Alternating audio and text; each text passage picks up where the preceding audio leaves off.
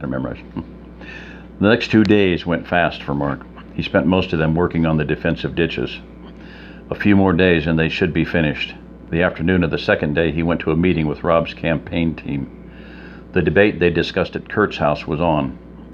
It seemed Barnes was reluctant at first, but when someone hinted that he might be chicken, he agreed. The debate would be Sunday after next. Questions would come from the onlookers, and each candidate would have a chance to respond and then comment on his opponent's response. Mark hoped Rob would do well. The next morning at 4, Mark found himself sandwiched between Chaparro and Ralph in Gunny's truck. He felt almost like a child with the two huge men on either side. The ride to the rendezvous point was uneventful.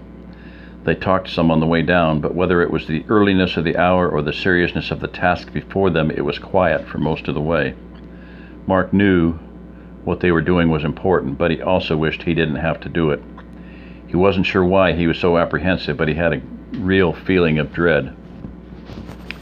When they got to where they were supposed to meet one of Jim's crew, they stopped and got out of the truck to stretch.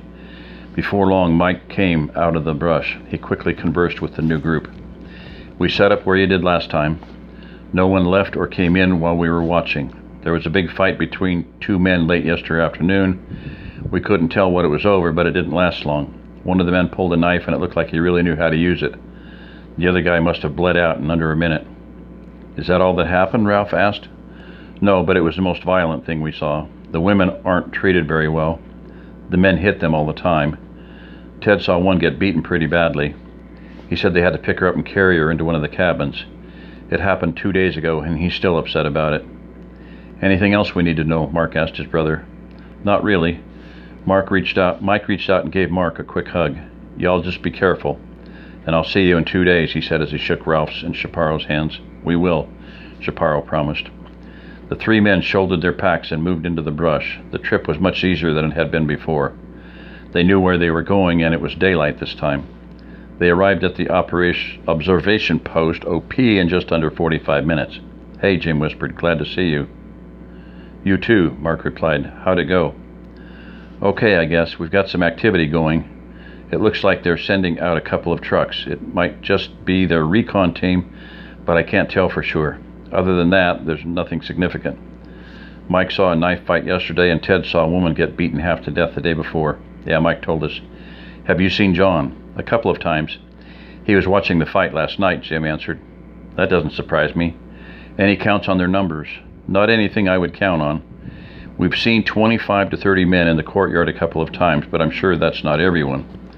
There are a bunch of women and a few kids, but just like with the men, we haven't seen them all at one time." "Okay. I'll take the first watch," Mark said mostly to Ralph and Chaparro. Then he turned back to Jim. "See you in 2 days, buddy." He belly crawled up to the top of the small rise and patted Ted on his shoulder. He gave the professor a thumbs up. Ted didn't return the gesture, and the look of anger in his eyes shocked Mark a bit. He figured seeing the woman beaten had a stronger effect on him than Mike had told him. Mark wondered how he would react at seeing what the professor had seen. Ted slid backwards down the hill, and Mark saw him and Jim head out the way his team had come in. Mark turned his attention back to the compound, and he could see the activity Jim had described. There were 2 pickups in the center of the courtyard. Men were scurrying about, filling them with fuel and supplies. After a few minutes, 10 men lined up in front of the trucks. Mark saw a man run up to the cabin that used to belong to Mr. Davis and knock on the door. A minute later, John came out.